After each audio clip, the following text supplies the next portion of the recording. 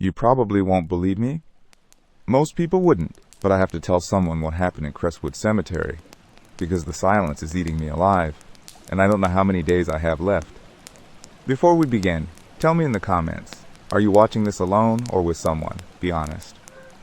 For 3 years, this place was my sanctuary. After my mother passed, the quiet hum of the world felt too loud, too demanding.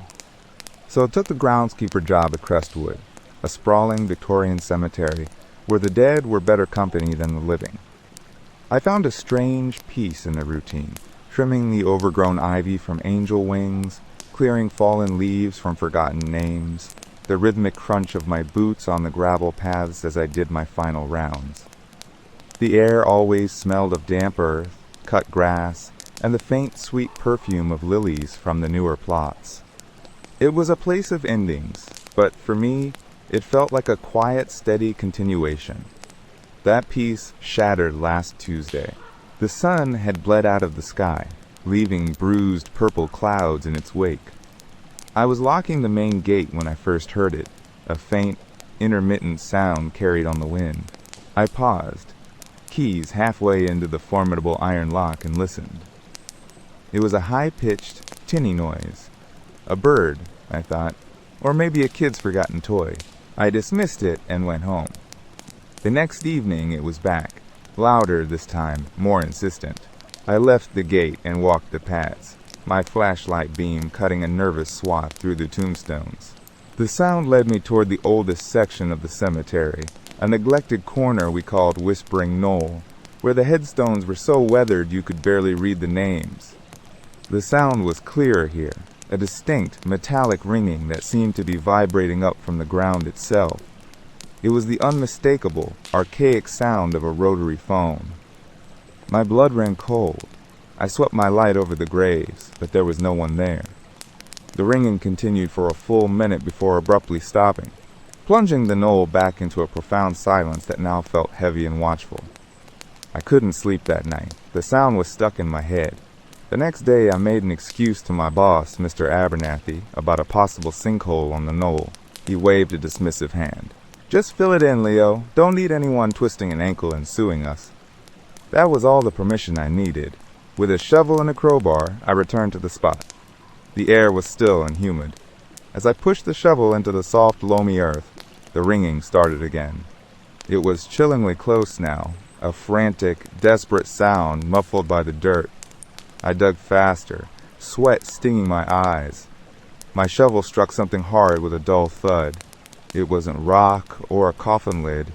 I dropped to my knees and clawed at the soil, unearthing a black, bakelite rotary phone, its braided cord snaking down deeper into the grave.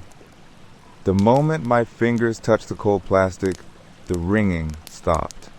I held it in my hands, a relic from another time, caked in mud and smelling of decay. It was absurd, a prank. Some local kids must have buried it as a joke. A wave of relief, so potent it almost made me laugh, washed over me. It was just a stupid prank. I was about to toss the phone aside and fill the hole when it happened. It rang. Not a muffled sound from the earth, but a full-throated, brassy bring-bring that echoed through the silent cemetery. It vibrated violently in my hands, a dead thing jolting back to life. It wasn't connected to anything. It had no power source. But it was ringing. Every instinct screamed at me to drop it and run, but I couldn't. I was paralyzed by a morbid curiosity that was stronger than my fear. My hand, moving as if guided by another will, lifted the heavy receiver to my ear.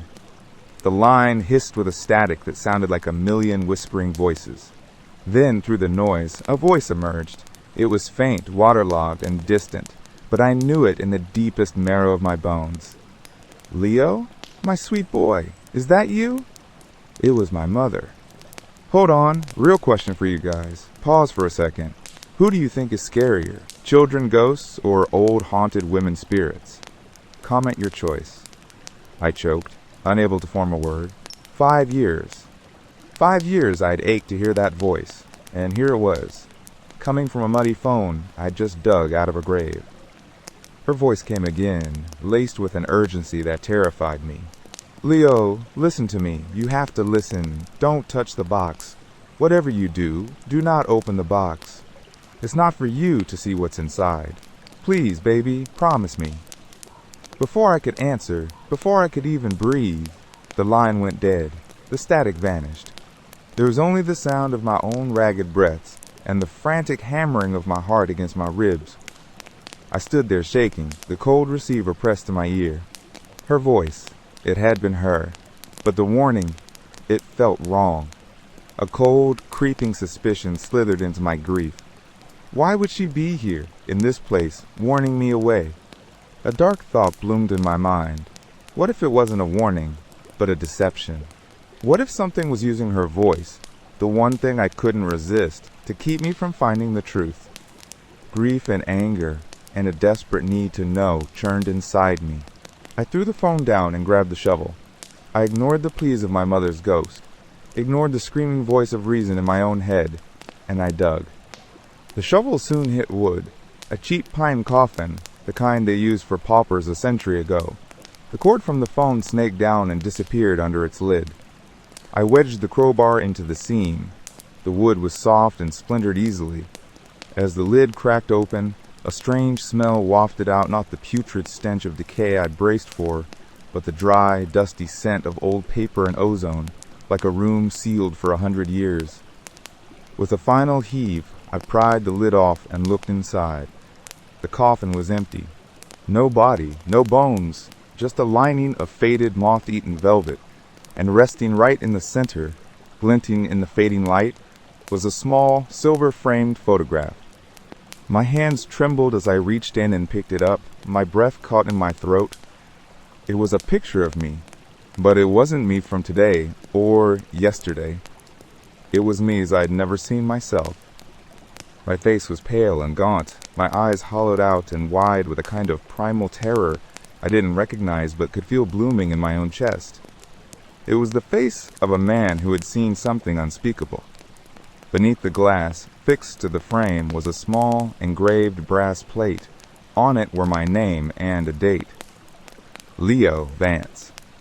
October 28th. That's tomorrow. I dropped the photograph back into the coffin, as if it had burned me and scrambled out of the grave. I didn't look back. I left the shovel, the phone, the open casket, and I ran from that place. I'm writing this from my small apartment, the door locked, the windows bolted. Every time the phone on my counter rings, I jump.